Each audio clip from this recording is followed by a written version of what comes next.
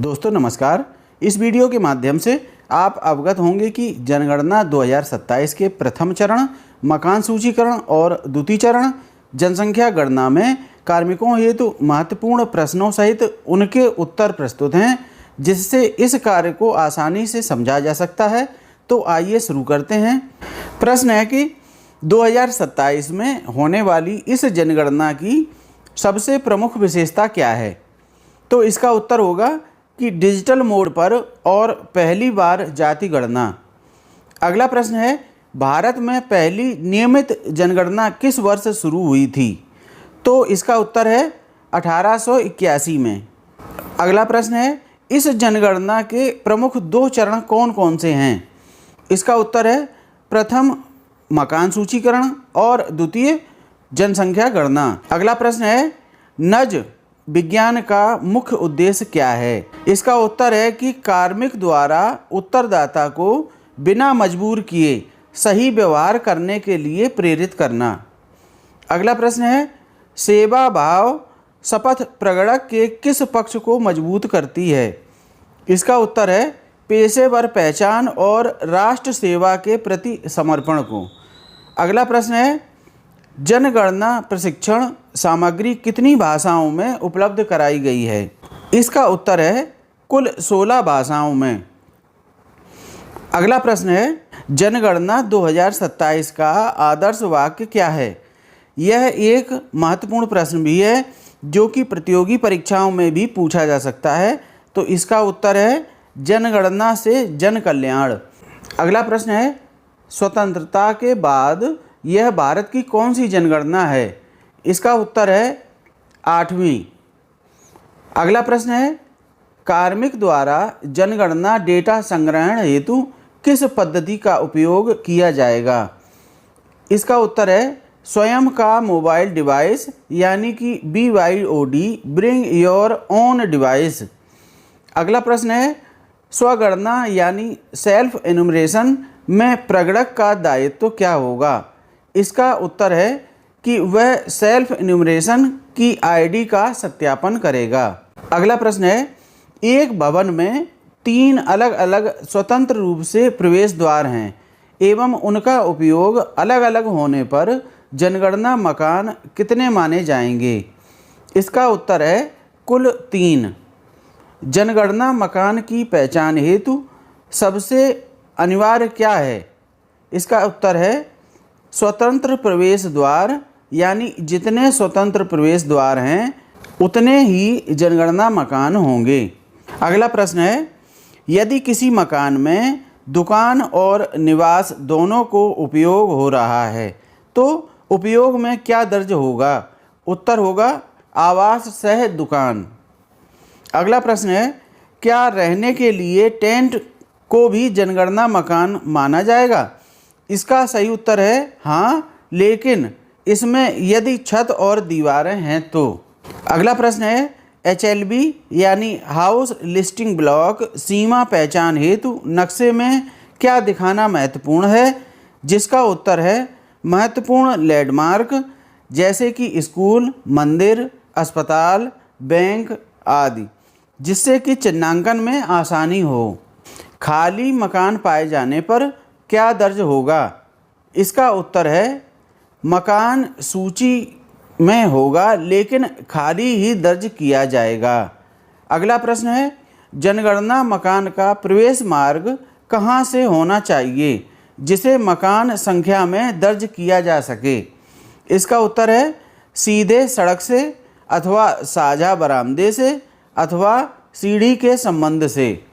अगला प्रश्न यह शहरी निकाय के लिए है जिसमें अपार्टमेंट में प्रत्येक फ्लैट को क्या माना जाएगा। इसका सही उत्तर है कि प्रत्येक फ्लैट को अलग अलग जनगणना मकान दर्ज किया जाएगा। अगला प्रश्न है, मकान कच्चा है कि पक्का है, इसको किस प्रकार देखा जाएगा। तो इसका सही उत्तर है दीवार और छत के आधार पर उसका अलग अलग चिन्हांकन किया जाएगा। अगला प्रश्न है, परिवार की पहचान किससे होगी। इसका उत्तर है साझा रसोई घर से। अगला प्रश्न है, प्रगणक द्वारा भवन की नंबरिंग कहाँ डाली जानी चाहिए? जिसका उत्तर है कि मुख्य प्रवेश द्वार के पास स्पष्ट रूप से। अगला प्रश्न है, संस्थागत परिवार का उदाहरण क्या है? इसका सही उत्तर है होटल और जेल आदि।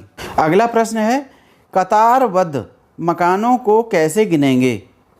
जिसका सही उत्तर है प्रत्येक स्वतंत्र इकाई अलग मकान को मानते हुए। अगला प्रश्न है, उत्तरदाता के मना करने पर क्या करें? इसका सही उत्तर है धैर्य से महत्व समझाएं और जनगणना कार्य को राष्ट्र हित में आगे बढ़ाएं। अगला प्रश्न है, इन बिल्ट वैलिडेशन से क्या लाभ है? इसका सही उत्तर है त्रुटियों में कमी की गुणवत्ता। अगला प्रश्न है, नक्शे में उत्तर दिशा किधर होनी चाहिए? इसका सही उत्तर है ऊपर की ओर। अगला प्रश्न है, क्या नक्शे में खाली खेत या खुली जगह दिखाई जानी चाहिए? इसका सही उत्तर है हाँ। अगला प्रश्न है, लेआउट मैप की सीमा कहाँ से देखनी चाहिए? इसका सही उत्तर है नियुक्ति पत्र अथवा HLO ऐप में मैप के माध्यम से। अगला प्रश्न है, लेआउट मैप कितनी प्रतियां बनेंगी? लेआउट मैप की 2 प्रतियां बनेंगी, जिसमें एक प्रति प्रगणक द्वारा सुपरवाइजर को देनी आवश्यक होगी। अगला प्रश्न है, स्टार्ट अथवा एंड पॉइंट दिखाना क्यों जरूरी है? इसका उत्तर है पर्यवेक्षक द्वारा प्रगति जांचने हेतु।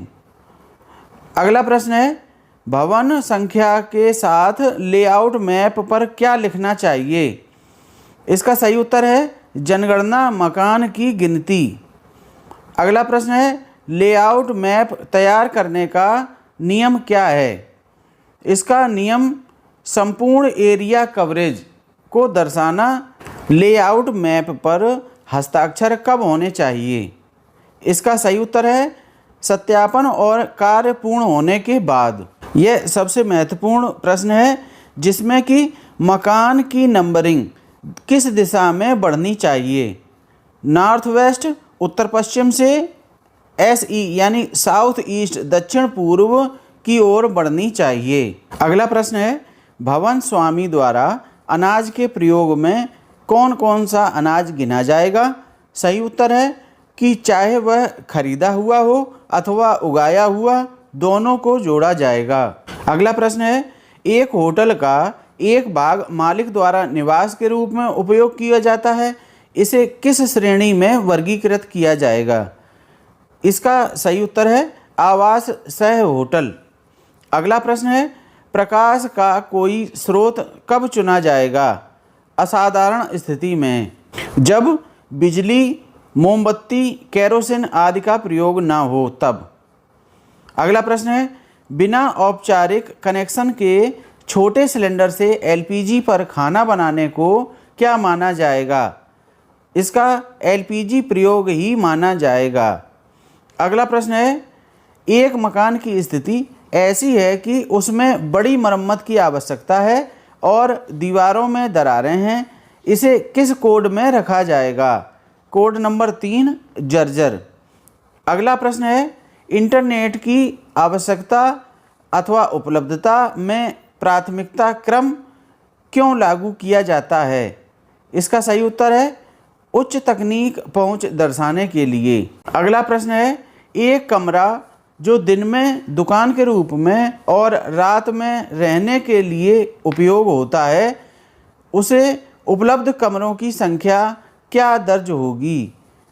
इसका सही उत्तर है 0। अगला प्रश्न है, एक कमरा 2 परिवार उपयोग कर रहे हैं तो उपलब्धता को क्या माना जाएगा? इसका सही उत्तर है किसी के लिए उपलब्ध नहीं।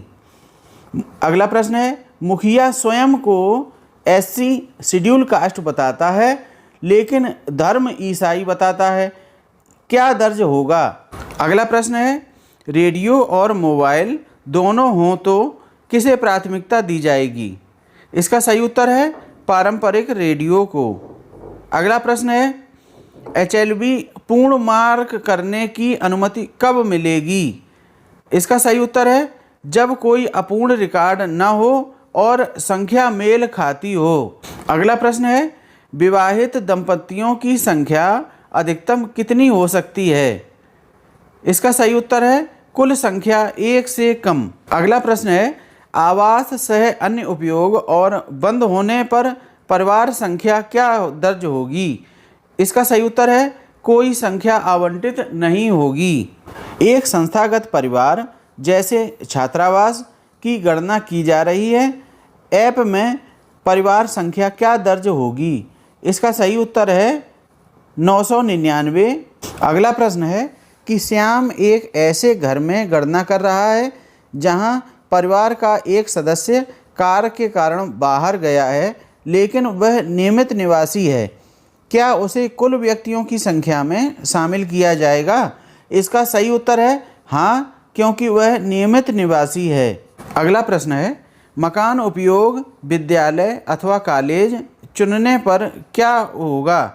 इसका सही उत्तर है ऐप स्वतः 34 नंबर क्वेश्चन पर चला जाएगा। इस वीडियो में इतना ही। मिलते हैं अगले वीडियो में। यदि आप इस चैनल पर पहली बार हैं तो चैनल को सब्सक्राइब और वीडियो को लाइक करना ना भूलें। हम इसी प्रकार की वीडियो आपके लिए लाते रहते हैं। धन्यवाद। हेलो माँ साहब, नमस्कार।